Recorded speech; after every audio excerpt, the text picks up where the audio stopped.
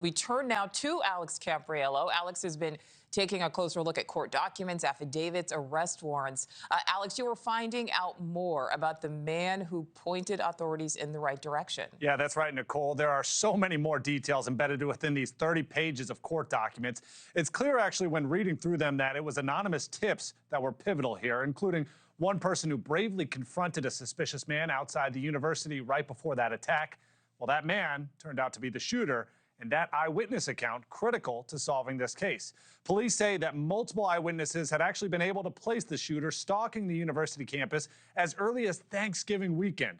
A custodian claims they saw him enter the building where the shooting happened on December 1st, nearly 2 weeks before the attack took place. Police have also been able to look through surveillance videos and discover that the car that the suspect had been driving had circled the block of the engineering building at least 14 times since December 1st. But how did the police learn what car the suspect was driving?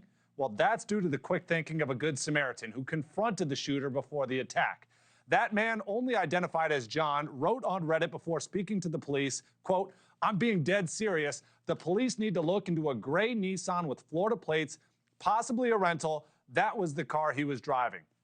Police continue to recount John's story, saying on the day of the shooting, he, quote, remained on that block and observed the suspect looping back to the area, then switching directions every time they saw each other. John described this pattern as a game of cat and mouse between himself and the suspect. Police say that's when the Good Samaritan made the brave decision to confront the shooter, writing, "John then turned to face the suspect. John estimates they were standing approximately 2 feet away from each other. John asked the suspect, 'Your car's back there. Why are you circling the block?' The suspect responded, 'I don't know you from nobody.' Then the suspect repeatedly asked, 'Why are you harassing me?'"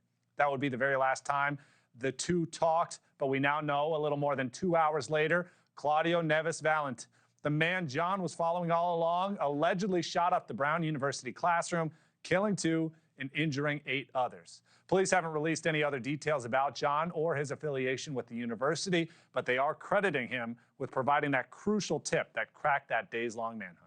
Nicole? Well, Alex, the Homeland Security Secretary Kristi Noem is also now weighing in. What is she saying? Yeah, that's right, Nicole. The Trump administration is officially suspending a green card lottery program that the Brown shooter used to enter the country back in 2017 during the first Trump presidency. Department of Homeland Security Secretary Kristi Noem says at the president's discretion, she's ordered U.S. Citizenship and Immigration Services to pause the diversity immigrant visa program. She says that this will ensure that no more Americans can be harmed. Noem says President Trump fought to end that program actually back in 2017. That's when an ISIS terrorist used a truck to ram into people in New York City. You might remember that story. 8 people were killed in that attack. Critics, however, of the president's decision today say the program shouldn't be ended due to the violent actions of one person, pointing out that some 50,000 immigrants receive these types of visas every year. All right, Alex Caprariello, thank you. Thank you for watching. Subscribe below and download our NewsNation app right now on your phone, and you will get fact-based, unbiased news for all Americans.